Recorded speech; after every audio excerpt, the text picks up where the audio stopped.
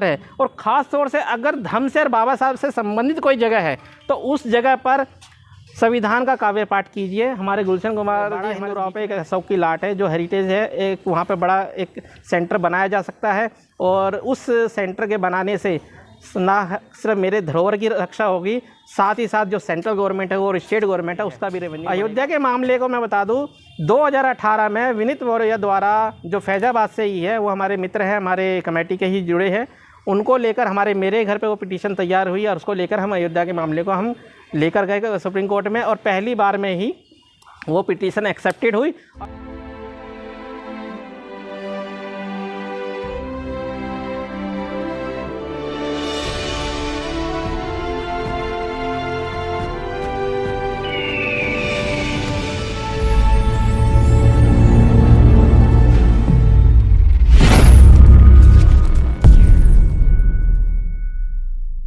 सभी साथियों को नमोदय, जय भीम और सभी को बहुत बहुत धन्यवाद, साधुवाद जो आज अपना समय निकाल के यहाँ चांदनी चौक बुद्ध विहार पर आए हो। देश के पहला बुद्ध विहार जो शासन प्रशासन द्वारा लगाया गया और उसको फिर प्रशासन द्वारा ही दबा दिया गया और एक लंबे संघर्ष के बाद 4 से 5 साल के बाद आज हम इसको उजागर करने में कामयाब हो पाए हैं और जितना एक कवर दिया गया था कोर्ट के आदेश पर वो हम पूरा बचाने में कामयाब हो पाए हैं। अब इसके डेवलपमेंट का काम हमारा चालू है और इसी डेवलपमेंट को लेते हुए बीच बीच में यहाँ की एक्टिविटी हम करते रहते हैं। जैसे कि इससे पहले हम जैसे सामूहिक बुद्ध वंदना करते रहते हैं, धर्म दीक्षा का कार्यक्रम करते रहते हैं, धम्मचक्र प्रवर्तन का कार्यक्रम करते रहते हैं। किसी हमारे भाई की शादी ब्याह समाज की है, कोई इंटरकास्ट मैरिज करना चाहता है वो भी हम यहाँ पे करते हैं। हमारे बीच में मनोज गौतम जी उपस्थित अभी कमेटी में, जिनकी शादी ऑलरेडी यहीं पर की गई है। तो ये एक ऐसा बुद्ध विहार है जो एक्टिव बुद्ध विहार है। दिल्ली में तमाम 150 पौने 200 के आसपास बुद्ध विहार है, लेकिन वहाँ पर एक्टिविटियाँ मुझे ना के बराबर देखने को मिलती है। मैं इस बुद्ध विहार को पहले नंबर पे और पहले एक्टिविटी में बोलना इसलिए चाहता हूँ क्योंकि यहाँ से ज़्यादा एक्टिविटी किसी बुद्ध विहार में देखने को नहीं मिलती। मैं एक बुद्ध विहार का नाम और लेना चाहूँगा और वो बुद्ध विहार नाम है आपके पश्चिमपुरी में जो सम्यक बुद्ध विहार है। तो सम्यक बुद्ध विहार एक अच्छी जगह पे अच्छे बिना विवाद से बचा हुआ है, जिस वजह से वहाँ पर एक्टिविटी और वहाँ का मैनेजमेंट संभला हुआ है। लेकिन उसके अलावा बाकी बुद्ध विहारों में वाद विवाद और झगड़े, कोर्ट कचहरी के मामला फंसा हुआ है। कमेटी नाम की कमेटी है, कार्य की कोई कमेटी नहीं है। बुद्ध विहार का जो होना चाहिए, बुद्ध विहार से लोगों को क्या प्राप्त होना चाहिए, उसका ये मतलब नहीं समझते हैं। हमने चांदनी चौक बुद्ध विहार पे युवाओं की कमेटी बनाई है और युवाओं की टीम के साथ साथ हमने उनके अंदर ऐसे पॉइंट डाले हैं कि बुद्ध विहार का जो मतलब होना चाहिए, जो समाज के अंदर जाना चाहिए, उस बुद्ध विहार के अर्थ के हिसाब से हम यहाँ पर काम करते हैं। और यहाँ पर वो सारी क्लासें, सारी ज़रूरतें और सारी समस्याओं का निदान और चर्चा वगैरह यहाँ पर होती रहती है। हमारे टीम में किसी की भी कोई भी समस्या हो उसका भी समाधान किया जाता है और समाधान के साथ साथ उसका निवारण और निराकरण भी किया जाता है। साथ ही साथ उनके धर्म के बारे में क्या ज्ञान हो रहा है, समाज के बारे में क्या ज्ञान हो रहा है, उसकी अभी विशेष ध्यान रखा जाता है और उसके लिए कार्यक्रम चलते रहते हैं।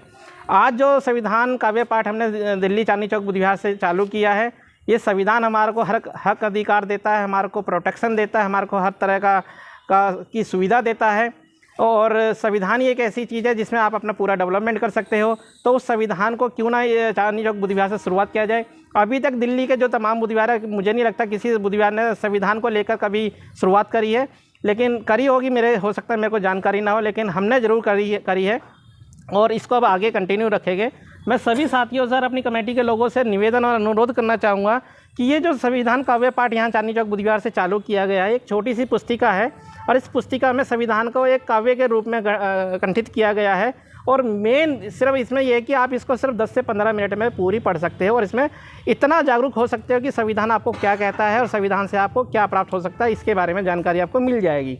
तो सभी साथियों से अनुरोध मेरा इतना ही है कि अपने घर पर या अपने आसपास में जो भी बुद्ध विहार है और ख़ास तौर से अगर धम से और बाबा साहब से संबंधित कोई जगह है तो उस जगह पर संविधान का काव्य पाठ कीजिए। हमारे गुलशन कुमार जी हमारे बीच में हैं, ये पूरी टीम आपका साथ देगी और ये चांदनी चौक बुद्ध विहार का ही टीम के साथ जुड़ चुके हैं और हम इनके साथ जुड़ चुके हैं। जुड़ के जो काम होता है वैसे इंडिविजुअल कोई काम नहीं होता।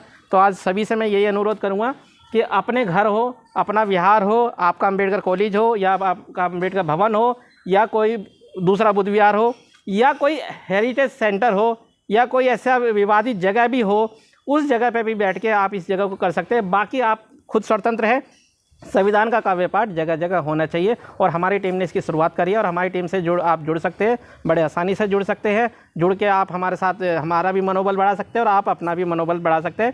और एक ये सामाजिक परिवार की जो हमने पहल करी है और ये सामाजिक परिवार हमारा बढ़ता जा रहा है और इसकी के लिए मैं सभी को साधुवाद करना चाहूँगा। और आज विशेषकर मैं उस कमेटी के लोगों को साधुवाद करना चाहूँगा जो अभी पिछले महीने ही गठित की गई है और शशि कुमार बोस जी को हमने यहाँ का अध्यक्ष बनाया है और एक युवा को अध्यक्ष और नेतृत्व दिया है, क्योंकि बूढ़े लोग जो हो गए हैं, जो ओल्ड सिटीजन हो गए हैं, जो 35-40 साल से मूवमेंट की बात करते हैं कि हम मूवमेंट चला रहे हैं, लेकिन कार्य रूप में वो मूवमेंट नहीं चला रहे हैं। रियल में एक्टिविटियों के मामले में मूवमेंट नहीं चला रहे, मिशन क्या होता है, बाबा साहब ने क्या सिद्धांत किया था उसके बारे में नहीं पता है। और वो जब युवा उनके साथ जुड़ता है तो युवा बहुत जल्दी वो कट जाता है और वो अपने आप को ऐसा महसूस करता है कि मैं जाऊँ कहाँ। तो उन सभी युवाओं के लिए हमारा ये आग्रह है कि आप आइए, हमारे पास सभी युवा है और हम आपके दुख को भी समझेंगे, आपकी तकलीफ को भी समझेंगे और आपका जो सिद्धांत है, जो बाबा साहब के मूवमेंट में जुड़ के काम करना चाहते हो, उसमें भी हम लगे हुए हैं। अगर आपको लगता है कि हम गलत है तो आप हमें सही कीजिए और अगर आप गलत है तो हम आपको सही करेंगे, लेकिन मिल के काम कीजिए, एकता का परिचय दीजिए, सामाजिक परिवार बनाइए। ये हमारा सामाजिक परिवार है। बाबा साहब के मिशन का, अब बुद्ध अम्बेडकर मिशन को हम बढ़ाने में कामयाब हो रहे हैं और इसको आगे हम बढ़ाते रहेंगे, कहीं हम रुकने वाले नहीं हैं। दूसरा एक छोटा सा और मैं बता दूं, जैसे चांदनी चौक बुद्ध विहार एक विवादित स्थल था पिछले 60 सालों से, आज इसको 4-5 सालों के संघर्ष में हम इतना कामयाब हो पाए कि आपको 2 लोगों से लेके 500 लोगों तक की भी कोई भी कार्यक्रम करना हो अपने समाज का, या कोई सामाजिक बैठक करनी हो, या कोई आपको अपने परिवार का में इंडिविजुअल कोई कार्यक्रम भी करना हो और आपको स्थान नहीं मिलता तो Chandni Chowk free of cost आपके लिए खुला है। साथ ही साथ आपको धर्म के क्षेत्र में अगर ज्ञान चाहिए, धर्म की क्लास के बारे में वो चाहिए, धर्म लिपि के बारे में क्लास चाहिए, या यहाँ से जो भी एक्टिविटी है वो भी आप यहाँ से जुड़ के ले सकते हैं और साथ साथ अपने क्षेत्र में भी वो काम करवा सकते हैं। दूसरी बात ये एक और है कि दिल्ली में बहुत सारी ऐसी जगह है जो हमारे धर्म से जुड़ी चीज़ है, उन जगहों पर भी एक्टिविटी बढ़ानी है। इसलिए हम चाह रहे हैं कि कुछ जो लोग युवा अगर जिम्मेदारी लेना चाह रहे हैं, जैसे शशि बोस जी ने संभाली है, विनय बोस जी ने संभाली है, हमारे विजय बोस जी ने संभाली है, तो इन लोगों को हम उन जगहों पर 1-1, 2-2 लोगों को हम जरूर बैठाएंगे ताकि वो अपनी अपनी स्वतंत्र है अपनी कमेटियाँ बनाने में और उन जगहों का भी देखरेख हो सके। इस बुद्ध विहार के बाद हम अगले संडे से हमारा ये रहेगा कि बड़ा हिंदू राव पे एक अशोक की लाट है जो हेरिटेज है, एक वहाँ पे बड़ा एक सेंटर बनाया जा सकता है और उस सेंटर के बनाने से ना सिर्फ मेरे धरोहर की रक्षा होगी, साथ ही साथ जो सेंट्रल गवर्नमेंट है और स्टेट गवर्नमेंट है उसका भी रेवेन्यू बढ़ेगा। ये सरकार से मेरी अपील है, उस चीज़ पर ध्यान दिया जाए और उस पर अगर आप ध्यान नहीं दे रहे तो उसकी आवाज़ को लेकर हम आपके पास आ रहे हैं। हम उसकी डेवलपमेंट के लिए अगले संडे से वहाँ लग जाएंगे। और अशोक की जो लाट है, हमारी जो धरोहर है, हमारी जो धर्म से पड़ती है, लाट इम्पोर्टेंट नहीं है हमारे लिए, इम्पोर्टेंट उस पर जो धर्म लिपि लिखी गई है, जो भगवान बुद्ध के जो उपदेश लिखे गए वो हमारे लिए इम्पोर्टेंट है। उसका कोई सुरक्षा नहीं है, उसका कोई वो प्रोटेक्शन नहीं है, उस पर कोई केयर टेकिंग नहीं है, तो उसकी केयर टेकिंग भी देखनी है, उसकी प्रोटेक्शन भी देखनी है, उसको बचाना भी है। ये तो आने वाली जनरेशन को हम बताएंगे क्या, सिखाएंगे क्या? बचेगा ही नहीं तो सिखाएंगे क्या? सीधी सी बात है। संघर्ष तो करना पड़ेगा, संघर्ष का हिस्सा बनना पड़ेगा। हम संघर्ष का हिस्सा बन चुके हैं और जब संघर्ष का हिस्सा जब बनते हो तभी आपको कुछ ना कुछ अधिकार मिलता है, तो तभी आपको कुछ ना कुछ फ़ायदा मिलता है, तो ये फ़ायदा आप ले सकते हो। जी सर, ये तो सारे एक्टिव प्लेसेस हो गए, दिल्ली एनसीआर की बात हो गई है, विशेष रूप से दिल्ली की बात हो गई है जी। लेकिन भारत में और भी अन्य जगहों पर बुद्धिज़्म को आगे कैसे बढ़ाएं और कैसे वो विकास हो, जो आपने अभी अपने शब्दों के माध्यम से बयान किया कि आने वाली पीढ़ी को क्या मिलेगा? बिल्कुल, मैं आपको सीधा सीधा बता देता हूँ कि चांदनी चौक बुद्ध विहार से जो मूवमेंट हमने शुरू की है वो आज एक बड़ा परिवार बड़ा संख्या में बन चुका है। और यहाँ पर आप देख सकते हो इस कमेटी के अंदर सिर्फ दिल्ली के लोग नहीं हैं, यूपी के और बिहार के भी लोग हैं। तो जैसी बात है, ये मूवमेंट दिल्ली तक नहीं सीमित है, ये यूपी बिहार पहुंच चुकी है।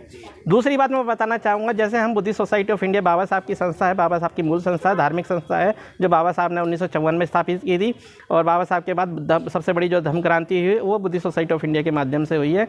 हमारा अभी 26 राज्यों में ऑलरेडी कमेटी है और 26 राज्यों में कमेटी ऑलरेडी काम कर रही है और जम्मू से लेके आपके छत्तीसगढ़ और आपके तेलंगाना तक का मैं कह रहा हूँ वो जो बुद्धिस्ट मोनूमेंट है उन पर कार्रवाई चल रही है। आपको मैं जानकारी दे दूँ, अयोध्या का मामला उठाने वाले भी हमारी ही टीम थी। अयोध्या का मामला भी उठाने वाली हमारी ही टीम थी। महाराष्ट्र का जो पोनी का मामला जो फंसा हुआ है उसका मामला भी हमारी ही टीम देख रही है।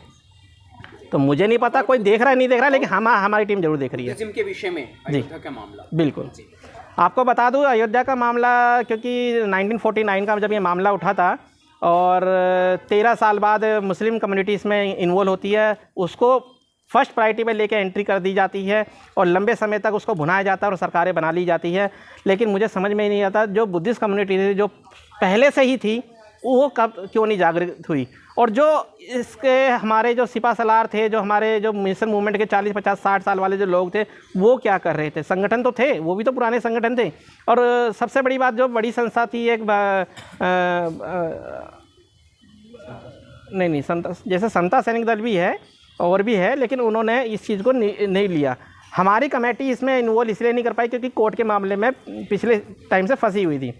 कोर्ट का मामला भी मैं बता देता हूँ एक लाइन में कि जब कोई संस्था बड़ी हो जाती है, जिसके पास फंड और प्रॉपर्टी आती है, तो जाहिर सी बात है वहाँ दावेदारी वोट ठोकने के लिए लोग मिल जाते हैं। तो इसलिए कोर्ट में ये मामला चला गया। हम कोर्ट में नहीं गए, हमारे विरोधी लोग कोर्ट में गए, उनको जवाब देने के लिए हमें कोर्ट जाना पड़ा। 34 साल लगे। उन 34 सालों के चक्कर में हम धर्म के काम को नहीं कर पाए। लेकिन जब 15 अप्रैल 2015 का जजमेंट आया, उसके बाद हम धर्म के क्षेत्र में उतर गए हैं और पूरी कमेटियाँ हम धीरे धीरे डेवलप कर चुके हैं। अयोध्या के मामले को मैं बता दूं, 2018 में विनीत मौर्य द्वारा, जो फैज़ाबाद से ही है, वो हमारे मित्र हैं, हमारे कमेटी के ही जुड़े हैं, उनको लेकर मेरे घर पे वो पिटीशन तैयार हुई और उसको लेकर हम अयोध्या के मामले को हम लेकर गए सुप्रीम कोर्ट में, और पहली बार में ही वो पिटीशन एक्सेप्टेड हुई और जो चल रहा था केस उसमें हमारे साथ जोड़ दिया गया। लेकिन अफसोस ये है कि उनको पता लग गया, बोध खड़े हो गए, अपना पक्ष रखे कि जाहिर सी बात उनके पास एविडेंस है। इलाहाबाद हाई कोर्ट का 10,000 पेज का जजमेंट है, उसमें सारी वो चीज़ें, लेकिन उसको ब्लॉक कर दिया गया कि वो पब्लिश नहीं होगी, उसको बाहर नहीं निकाला जाएगा, ब्लॉक कर दिया। लेकिन उस रिपोर्ट में सारा बताया गया था कि ये अयोध्या था क्या, उसमें है क्या, वो सारी चीज़ें उसमें थी। तो अब जब आपको मैं बता दूं, इस मुद्दे को आगे और बनाया जाता, अगर यहाँ बुद्धिस्ट कम्युनिटी एंट्री ना करती तो अभी और भी 2-4 बार सरकार बना ली जाती। लेकिन यह एंट्री करी, इसलिए ये रफा दफा कर दिया गया और एक तरफा फैसला सुना दिया गया। और जो पिटीशन हमारी टैग की गई थी, जिस पर सुनवाई होनी थी, 3 डेट दी गई, लेकिन हमें बुलाया नहीं गया, ना सुना गया, और अभी भी वो पेंडिंग में है। यानी कि जिसको जोड़ा गया है उसी को गोगली साहब जी जो चीफ जस्टिस ऑफ इंडिया थे, उन्हीं के द्वारा जोड़ा गया और उनके हस्ताक्षर है, सुनवाई नहीं और जजमेंट दे दिया गया अयोध्या का। तो ये ऐसे चलते हैं मामले। जी, इन्हीं सब बातों को लेकर एक मेरा छोटा सा सवाल है आपसे, इन हालातों को लेकर 34 साल का संघर्ष, अदालती मुकदमे का, कहीं ना कहीं हम शिथिल हुए अपने बुद्धिज्म के प्रोग्रेस में, यानी बुद्धिज्म का और विकास होता समाज में, लेकिन वो कहीं ना कहीं शिथिल पड़ गया क्योंकि हम लोग सफ़र कर रहे थे, परेशानियों से जूझ रहे थे। बिल्कुल। तो ये जो ब्लॉकिंग लगाती है, यानी हमारे कार्य प्रगति को शिथिल कर देती है सरकारें या जो भी है, कांग्रेस भी रही, बीजेपी भी रही और तीसरी सरकार भी मौजूद है। ऐसे में हमें कहीं पे ये नहीं समझ में आता, या हमारे लोगों को कहीं पे या हमारे साथ में भेदभाव की रणनीति का इस्तेमाल किया जा रहा है, या आप इससे इनकार करेंगे? नहीं, बिल्कुल भेदभाव तो शुरू से हो रहा है। कौन कहता डिस्क्रिमिनेशन नहीं है? रणनीति कैसे कमजोर पड़ेगी? क्या है बुद्धिज्म इसको कमजोर बना पाएगा? या देखिए, मैं आपको बता देता हूँ, थोड़ा सा 2 शब्दों में बोलूँगा, ज़्यादा नहीं बोलूँगा। भारत की जो राजनीति है और भारत की जो राजनीति खेली जाती है वो प्रॉपर धर्म के ऊपर ही खेली जाती है, और धर्म का मुखौटा पहन के ही राजनीति सत्ता हथियाली जाती है। सीधी सी बात ये है, जो मूल संस्कृति भारतीय बुद्धिज्म की रही है भारत की, उसको वो सत्य को अवगत कराती है और सत्य इनके गले से नहीं उतरता है। गलती हम लोगों की है, उनकी नहीं, वो तो जागृत है। गलती हम लोगों की, हम अपने घरों में बैठे हैं। गलती ये है कि हम एक्शन नहीं कर रहे हैं। गलती ये है कि हम चुप बैठे हैं। हम बोलेंगे, हम अड़ेंगे तो चीज़ें मिलती है। एग्जाम्पल आपके सामने चांदनी चौक बुद्ध विहार बैठा है, अगर यहाँ ना घुसते तो ये तो वैसे ही बंद था। हम खड़े हुए, आज आप भी खड़े और मैं भी खड़ा, आप भी खाओगे, हम भी खाएंगे, आप भी समझा रहे और हम भी समझा रहे हैं। तो चीज़ें खड़े होने से मिलती है, संघर्ष का हिस्सा बनने से मिलती है, सीधी सीधी बात है। और देश का युवा उस चीज़ को समझ रहा है। जब से देश का युवा मूवमेंट को समझने लगा, तब से चीज़ें में बदलाव आ रहा है। पहले के टाइम में और आज के टाइम में बहुत बड़ा फ़र्क है। दूसरी बात सरकार की बता देता हूँ। सरकार अपने काम पे लगी है, वो अपने जिस विचारधारा की है, जिस धर्म को फॉलो करती है, उस हिसाब से अपने कार्य कर रही है। शुरुआत और पहल और बदलाव की शुरुआत हमें करनी है कि हम क्या कर सकते हैं। हमें अपनी मेजॉरिटी दिखानी पड़ेगी, और सबसे पहली बात डेवलपमेंट। अपने डेवलपमेंट को आप कैसे कर सकते हो, आपको मैं बता देता हूँ। हम किस कम्युनिटी से आते हैं, हमें शेड्यूल कास्ट कम्युनिटी बोला जाता है। अब जब बाबा साहब ने धर्मांतरण किया, धर्म की क्रांति करी, तो हम आ गए बौद्धों में। तो या तो बौद्ध कह लो अपने आप को, या शेड्यूल कास्ट कह लो। तो शेड्यूल कास्ट के लिए भी स्पेशल कोर्ट है, स्पेशल एक्ट है, स्पेशल चीज़ें हैं, सब कुछ प्रोटेक्शन है। उसका आयोग भी बना है, कमीशन भी बना है, उसका प्रॉपर फ़ायदा उठाइए। साथ ही साथ माइनॉरिटी में अगर आप आते हैं, यानी अगर बौद्ध को अपने प्रेजेंट करते हैं, तो आपके पास अल्पसंख्यक आयोग भी है और अल्पसंख्यक मिनिस्ट्री भी है, ठीक है ना। तो मिनिस्ट्री के साथ साथ आपके पास बहुत सारी पावर है, बहुत सारी अपॉर्चुनिटी है, बहुत सारे फंडिंग है। आपको ना एक छोटा सा बता देता हूँ, अगर आप अपने आप को बहुत प्रेजेंट कर रहे हो तो आपके वेलफेयर के लिए सेंट्रल गवर्नमेंट 5022 करोड़ रुपए का अर्ली फंड देती है। अब लगाओ कि इसके बारे में जानकारी किसको है? किसी को नहीं है, कोई नहीं जाता लेने गए, सरकार अलॉट करती है और वो पैसा वापस चला जाता है। ऐसी शेड्यूल कास्ट का पैसा आता है, वो भी सरकार अपने फ़ायदे में यूज कर लेती है, ले ही नहीं पाते हैं।